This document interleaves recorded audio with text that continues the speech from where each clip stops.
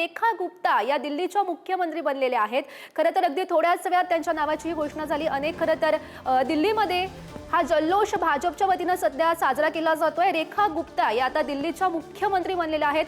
उद्या भव्य दिव्य असं त्यांचा शपथविधी होणार आहे। दिल्लीमध्ये हा शपथविधी होईल आणि रेखा गुप्ता दिल्लीच्या नव्या मुख्यमंत्री त्यांच्या नावाची नुकतीच ही घोषणा झाल्याचं आपण बघू शकतोय। खरं तर अनेक नावं यामध्ये चर्चेत होती, मात्र रेखा गुप्ता आता दिल्लीच्या मुख्यमंत्री म्हणून असतील।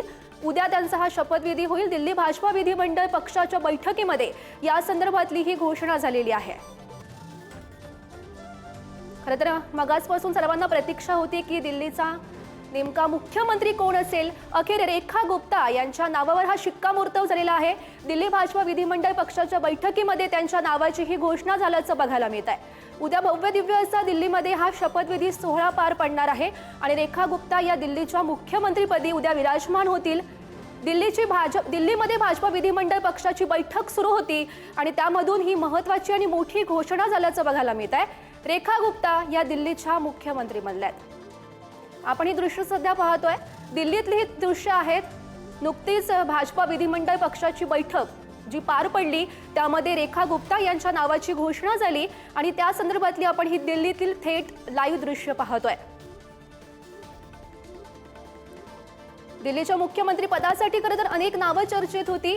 रेखा गुप्ता यांच्या नावाची ही वर्णी लागलेली आहे। उद्या भव्य दिव्य असं शपथविधी पार पडणार आहे दिल्लीमध्ये आणि रेखा गुप्ता या दिल्लीच्या मुख्यमंत्रीपदी उद्या विराजमान होणार आहेत। तर प्रवेश वर्मा हे दिल्लीचे उपमुख्यमंत्री असतील, ते सुद्धा उद्या उपमुख्यमंत्री पदाची शपथ घेतील अशी माहिती सध्या समोर येते। आपण सध्याचे ही दृश्य पाहतोय ज्या ठिकाणी दिल्लीमध्ये ही बैठक सुरू होती आणि बैठकीदरम्यान ही महत्त्वाची घोषणा करण्यात आलेली आहे। रेखा गुप्ता दिल्लीच्या मुख्यमंत्री बनलेल्या आहेत, त्यांच्या नावाला पसंती मिळालेली आहे, त्यांची वर्णी लागलेली आहे। उद्या खरं तर दिल्लीमध्ये त्यांचा भव्य दिव्य असं शपथविधी सोहळा पार पडेल। तर प्रवेश वर्मा यांची उपमुख्यमंत्रीपदी वर्णी लागलेली आहे, त्यांचाही उद्या शपथविधी पार पडेल। खरं तर प्रवेश वर्मा हे मुख्यमंत्री होतील दिल्लीचे अशी शक्यता वर्तवण्यात येते।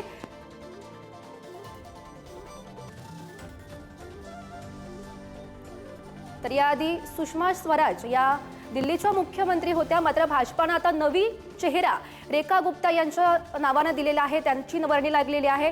दिल्लीची नेमकीच भाजपा विधिमंडळ पक्षाची बैठक झाली, त्या माध्यमातून ही घोषणा झाली।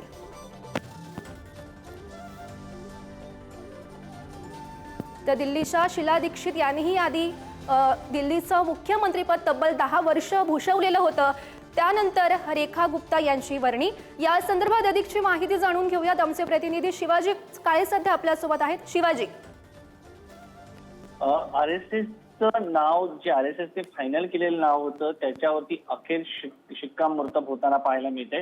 रेखा गुप्ता यांच्या नावावरती आरएसएस कडनं शिक्कामोर्तब झालं होतं आणि पहिल्यांदाच अशा पद्धतीने जे नाव सुरुवातीला चाललं गेलं त्याच नावावरती शिक्कामोर्तब होताना पाहायला मिळते। रेखा गुप्ता या सातत्याने जर आपण पाहिलं तर 2015-2020 पासून शालिमार विधानसभा मतदारसंघातून निवडणूक लढत होत्या, मात्र त्यांचा 2 वेळेस पराभव झाला। तिसऱ्यांदा मात्र त्यांनी 29,595 मतांनी वंदना कुमारी या आम आदमी पक्षाच्या उमेदवार होत्या, त्यांचा पराभव केला आहे। त्यांची पूर्ण राजकीय कारकीर्द जर पाहिली तर आरएसएस आणि त्यांचा गाढा संबंध राहिला आहे, त्या सक्रिय कार्यकर्ते राहिल्यात आरएसएसच्या आणि त्यांचा पूर्ण कार्यकाल जर पाहिला तर साधारण 1994 पासून सुरुवात होते त्यांच्या कार्यकाळाला। त्या दौलत राम कॉलेजच्या सचिवपदी त्यांची नियुक्ती झाली। त्यानंतर दिल्ली विद्यापीठामध्ये 1995 ते 96 दरम्यान त्या संघाच्या सचिव म्हणून त्यांनी काम केलं। छात्र संघाच्या 1996 ते 97 दरम्यान त्यांनी दिल्ली विद्यापीठामध्ये छात्र संघाच्या अध्यक्ष म्हणून काम पाहिलं। त्यानंतर त्या दिल्लीच्या राजकारणामध्ये आल्या। 2003 आणि 2004च्या दरम्यान भाजपच्या दिल्ली युवा मोर्चाच्या सचिव झाल्या। त्यानंतर जर आपण पाहिलं तर राष्ट्रीय राजकारणात आल्या। 2004 ते 2006 दरम्यान त्या युवा मोर्चाच्या राष्ट्रीय सचिव झाल्या। त्यानंतर 2007ला त्या दिल्लीतील जी महानगरपालिका आहे त्यामध्ये पितमपुरा वार्डमधून त्या भाजपच्या नगरसेवक झाल्या आणि 2000 दरम्यान नगरसेवक असताना 2007 आणि 2009 दरम्यान महिला आणि बाल कल्याण विकास समितीच्या त्यांनी अध्यक्षपद भूषवलं। त्यानंतर जर पाहिलं तर मार्च 2010 मध्ये भाजपच्या राष्ट्रीय कार्यकारिणीमध्ये त्यांना घेण्यात आलं। सध्या त्या भाजपच्या महिला मोर्चाच्या राष्ट्रीय उपाध्यक्ष आहेत आणि सगळ्यात महत्त्वाचं म्हणजे 2015 आणि 2020ला त्यांचा जो पराभव झाला 2015ला 11,000 मतांनी त्यांचा पराभव झाला होता. 2020ला तर त्यांचा निसटता अवघ्या 3,500 मतांनी पराभव झाला होता. मात्र यावेळी त्यांनी रेखा गुप्ता या आम आदमी पक्षाच्या ज्या उमेदवार आहेत वंदना कुमारी यांचा 29,595 मतांनी पराभव केला आहे. आता रेखा गुप्ता यांचं नाव जाहीर झाल्यानंतर दिल्लीला एक महिला मुख्यमंत्र्यांचा मोठा इतिहास पाहायला मिळतो. शीला दीक्षित 15 वर्ष दिल्लीच्या मुख्यमंत्री होत्या. त्याच्यानंतर अरविंद केजरीवाल साधारण 11 वर्ष दिल्लीचे मुख्यमंत्री होताना आपल्याला पाहायला मिळालं होतं. मात्र त्यांच्यासमोर जी आव्हानं म्हणून जर आपण पाहिली तर ती मोठी आव्हानं आपल्याला पाहायला मिळतील. दुसऱ्या पक्षात नक्की शिवाजी धन्यवाद दिलेल्या सविस्तर माहितीसाठी.